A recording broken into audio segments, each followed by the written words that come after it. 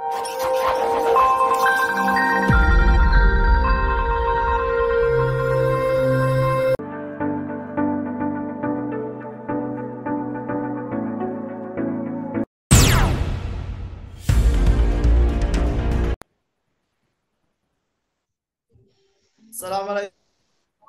warahmatullahi wabarakatuh. Selamat pagi teman-teman. Waalaikumsalam warahmatullahi wabarakatuh. Pada kesempatan kali ini kelompok 3 akan mempresentasikan tentang problematika penerapan kerangka UPD di lembaga formal pada mata kuliah perencanaan dan pengembangan kurikulum. Di sini kami akan mempresentasikan tentang hasil diskusi kami. Sebelum ke presentasi, saya akan memperkenalkan anggota kelompok 3, yaitu ada Desti Wahyuni Ningtyas, kemudian ada Ramadan Nucaya Kartika, kemudian ada Suci Pawaninggati, kemudian ada Mbak Viani Kurniawati, kemudian ada Wulan Fitriana, kemudian ada Mbak Zuli Nur Faizah. Oke, langsung saja. Baik, untuk yang pertama, sebelumnya kita membahas pengertian kurikulum.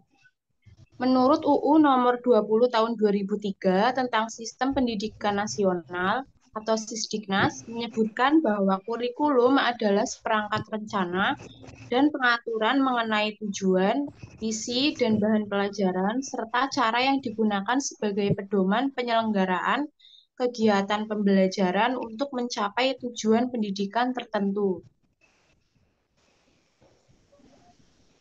Kemudian ada peranan kurikulum. Yang pertama, peranan konservatif, yaitu kurikulum yang dikembangkan memiliki muatan masa lampau dalam relasinya dengan masa kini. Jadi kurikulum sebaiknya tetap memperhatikan nilai luhur budaya dari suatu daerah. Kemudian peranan kreatif, yaitu kurikulum harus mampu menyesuaikan perkembangan kebutuhan masyarakat pada masa sekarang dan masa mendatang. Yang ketiga, peranan kritis dan evaluatif, yaitu kurikulum memiliki tugas dan tanggung jawab untuk membangun peserta didik yang peka terhadap situasi atau kondisi, serta mampu mengambil keputusan solutif untuk kemajuan. Kemudian tugas dan fungsi wakakurikulum dalam pendidikan. Sini wakakurikulum adalah orang yang bertugas untuk membantu kepala sekolah mulai dari merencanakan, melaksanakan, dan mengevaluasi kurikulum yang digunakan di sekolah tersebut. Adapun tugas dari wakakurikulum sebagai berikut, ada 3. Yang pertama yaitu menetapkan kebijakan mutu dalam standar SKLIC, proses dan penilaian. Kemudian yang kedua, menyusun program, mengatur pelaksanaan, dan evaluasi pembelajaran. Yang terakhir yaitu menyusun pembagian tugas guru dan jadwal pembelajaran.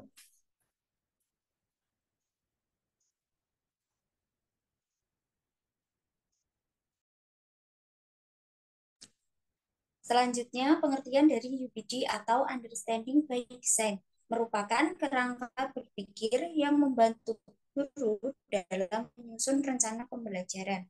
Dalam UPD, guru diajak untuk berpikir secara mundur dalam merancang suatu kegiatan pembelajaran. Adapun tahapan perencanaan kegiatan pembelajaran berdasarkan UPD dibagi menjadi 3, yaitu pertama, analisis hasil yang diinginkan, kedua, menentukan asesmen yang akan digunakan, ketiga, merancang kegiatan pembelajaran. Oke, di sini saya akan melanjutkan presentasi sebelumnya, yaitu mengenai problematika penerapan UPD. Di sini terdapat 5 hal yang menjadi masalah dari penerapan UPD sendiri. Yang pertama adalah perencanaan. Sulitnya merencanakan penerapan kerangka UPD dikarenakan kurikulum UPD dimulai dari ide besar yang digunakan sebagai dasar penerapan tujuan jangka panjang untuk kedepannya. Yang kedua, waktu. Pada penerapan UPD ini membutuhkan waktu yang cukup lama untuk dapat secara maksimal menerapkan UPD tersebut, karena pasti membutuhkan trial error agar dapat berjalan dengan maksimal. Yang ketiga, budaya sekolah. Perencanaan UPD merupakan kerangka berpikir baru yang membutuhkan penyesuaian untuk semua orang melakukan format kerja yang sama. Mengubah pola pikir merupakan hal yang sulit dilakukan, utamanya mengubah apa yang telah menjadi ketetapan dalam waktu yang lama. Yang keempat ada referensi. Minimnya referensi terkait penerapan kerangka UPD menyebabkan waka kurikulum membutuhkan pemahaman dan ketelitian untuk mengkaji dan memahami tentang pengembangan suatu kurikulum, terutama kerangka UPD itu sendiri. Minimnya referensi juga menyebabkan waka kurikulum kesulitan dalam memahami kemungkinan tantangan dan hambatan yang akan muncul. Yang terakhir mengenai keterlaksanaan, kurangnya pengawasan yang ketat pada saat melaksanakan kurikulum UPD membuat guru melaksanakan dengan sekedarnya saja, tanpa memperhatikan proses yang benar sesuai dengan langkah-langkah penerapan UPD. Selanjutnya, solusi dari problematika penerapan UPD. Nah, untuk yang pertama pada bagian perencanaan.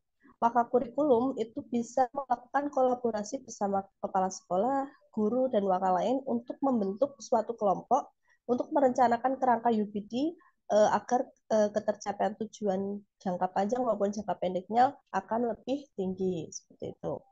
Selanjutnya, untuk bagian budaya sekolah, si waka kurikulum ini bisa mengajak kelompok kecil guru untuk mengembangkan kerangka berpikir UPD. Dalam prosesnya, guru dapat saling memperbaiki satu sama lain.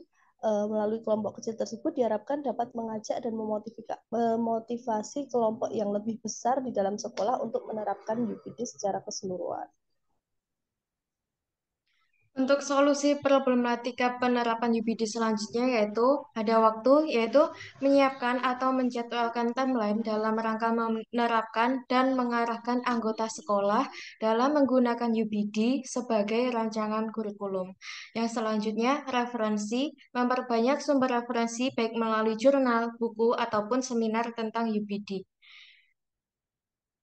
Yang terakhir adalah keterlaksanaan. Yang pertama, mengawasi pelaksanaan kurikulum yang dirancang menggunakan kerangka UPD, apakah berjalan dengan lancar atau tidak.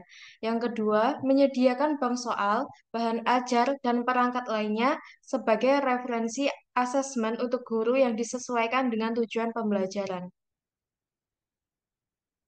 Kesimpulannya yaitu, kepala sekolah selaku pemimpin lembaga pendidikan diharapkan mampu memberikan program-program mutu pendidikan yang lebih baik lagi dan meningkatkan kedisiplinan terhadap warga sekolah.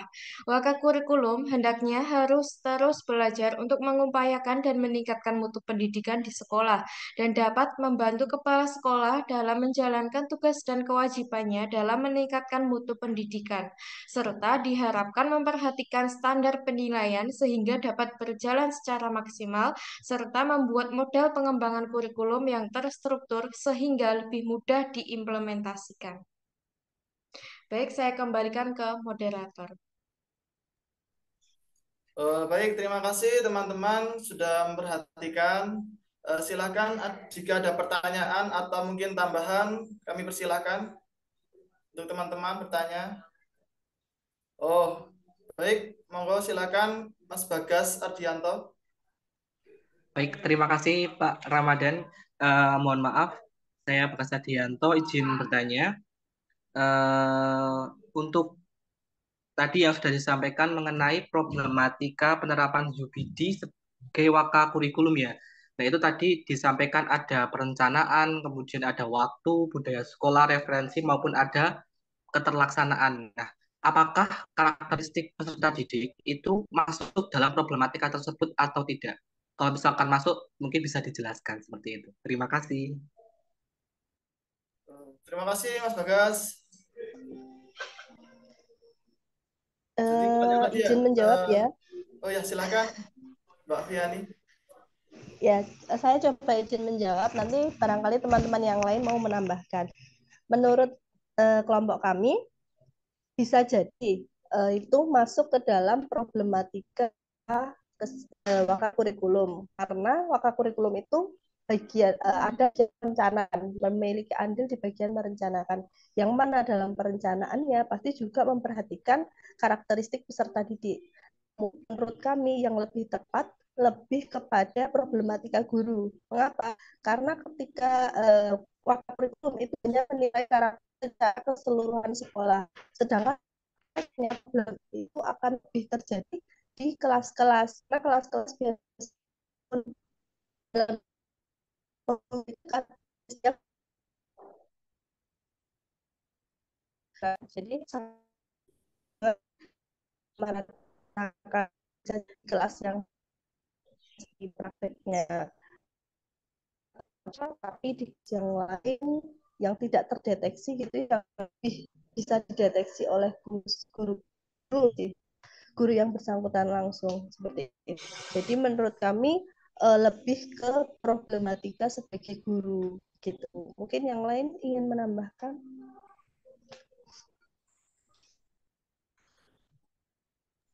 Oh, teman-teman, ada yang menambahkan atau sudah cukup?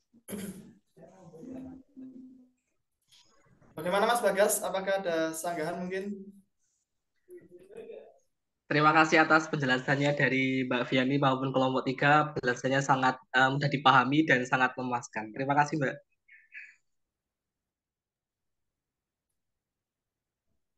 Oke, bagaimana teman-teman yang lain? Apakah ada pertanyaan mungkin? Belum presentasi ini ditutup. Silakan. Jika ada pertanyaan. Dari saya cukup, Mas. Mungkin cukup ya. Terima kasih teman-teman sudah menyempatkan waktunya untuk hadir. Sebelumnya saya mohon maaf apabila ada kesalahan. Terima kasih. Wassalamualaikum warahmatullahi wabarakatuh. Waalaikumsalam warahmatullahi warahmatullahi wabarakatuh.